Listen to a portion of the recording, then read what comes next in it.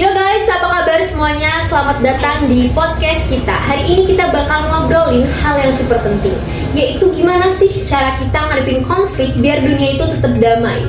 Kita semua pasti setuju kan kalau dunia itu nggak selalu bebas dari konflik, tapi kita juga bisa kok jadi bagian dari solusi. Aku Rere dan bareng aku ada... Ya, aku Nurul, siap-siap dengerin obrolan santai tapi deep nih. Hai, gue Cece, semoga nanti obrolannya seru ya. Hey, gue Kayla, bareng kalian semua kita cari cara buat dunia lebih damai yuk. Dan gue Fiona, siap-siap buat dengerin obrolan keren kita hari ini. Oke, jadi gini guys, sebelum kita melangkah lebih jauh, yuk kita inget-inget dulu. Konflik itu kan emang gak bisa dihindarin ya, bisa datang dari mana aja. Mulai dari masalah kecil antar teman, sampai perang antar negara. Pasti ada alasan kenapa konflik itu muncul. Nah, menurut kalian, apa sih yang bikin orang-orang itu bisa bentrok kayak gini? Menurut aku sih, salah satu yang paling sering itu adalah perbedaan pendapat atau cara pandang. Kadang, orang punya prinsip yang beda-beda, terus nggak bisa saling ngerti. Ya udah, bentrok deh. Kalau nggak ada komunikasi yang benar, jadi makin runyam. Bener banget Nurul, nggak cuma itu, ketidakadilan juga bisa jadi pemicu konflik besar. Misalnya kalau ada pihak yang nggak diperlakukan dengan adil, atau misalnya ada ketimpangan dalam distribusi kekayaan.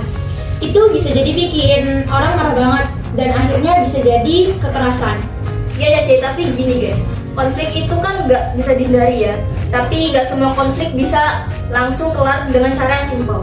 Kadang kita perlu dialog dan negosiasi supaya bisa saling ngerti satu sama lain. Ya komunikasi itu kunci banget sih. Nah, ngomongin soal komunikasi, kadang kan emosi suka bawa kita kemana-mana ya. Itu yang bikin konflik jadi makin runyam. Jadi kita harus bisa mengontrol emosi dengan tetap sabar.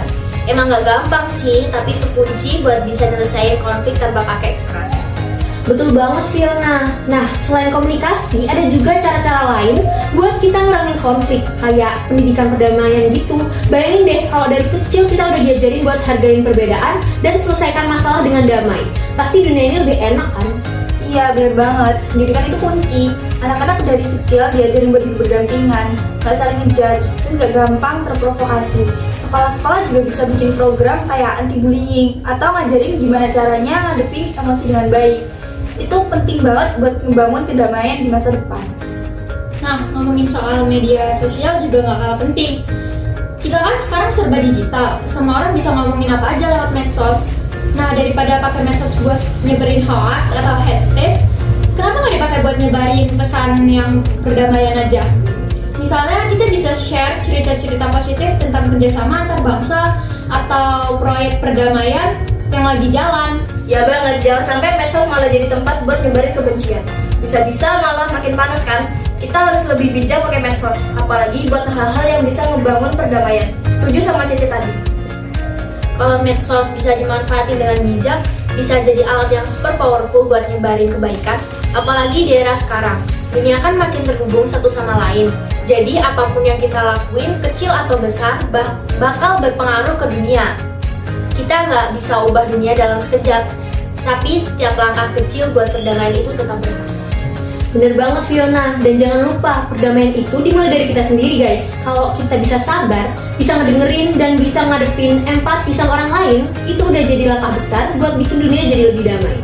Setuju, kalau kita bisa jadi contoh yang baik buat orang lain, kan jadi enak ya. Kita nggak cuma ngomongin teori, tapi langsung praktekin. Iya, dan ingat, tiap orang itu punya peran loh. Nggak peduli lo siapa, asal lo mau nyoba jadi orang yang lebih damai, itu udah ngebantu banget.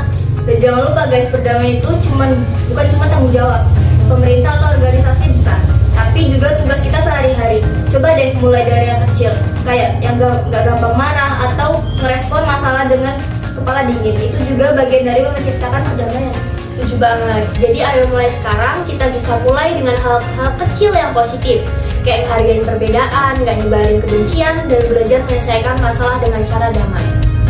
Oke guys, semoga obrolan kali ini bermanfaat ya, dan bisa ngasih inspirasi buat kalian semua buat jadi bagian dari perubahan yang lebih baik. Jangan lupa buat sebarkan pesan perdamaian ke teman kalian juga, karena perdamaian itu dimulai dari diri sendiri kan. Jadi, ayo kita semua berusaha buat jadi agen perdamaian di sekitar kita. Thanks banget buat yang dengerin podcast kita hari ini. Jangan lupa tetap jaga kedamaian ya. Sampai ketemu di episode berikutnya guys. Stay peace everyone. Bye.